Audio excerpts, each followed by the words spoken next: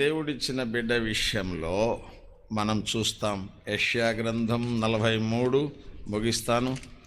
యెషయా గ్రంథము 43లో 7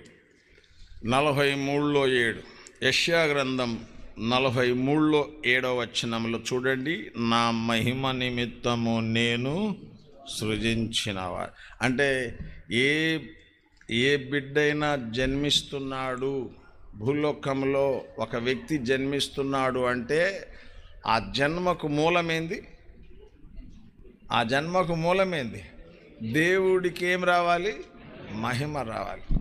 కనుక ఇక మీరు గమనించాలా, దేవునికి మహిమ తెచ్చే బిడ్డగా బిడ్డలను పెంచడము అనేది తల్లిదండ్రుల బాధ్యత.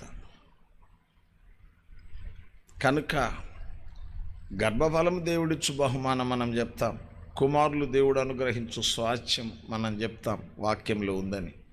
మంచిది.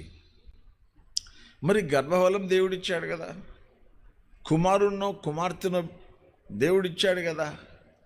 మరి ఇచ్చిన దేవుని కొరకు బిడ్డను పెంచవలసిన బాధ్యతను తీసుకోవాలి కదా, మనం తీసుకోవాలి కదా.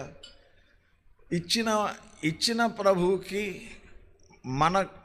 ఒక బిడ్డను ఇస్తున్నాడు అంటే ఆ బిడ్డను పెంచే బాధ్యత మనకిస్తున్నాడు. ప్రభువు కొరకు పెంచే బాధ్యతను మనకిస్తున్నాడు. ప్రభు మహిమ కొరకు పెంచవలసిన కర్తవ్యంతో కూడిన బాధ్యతను మనకిస్తున్నాడు.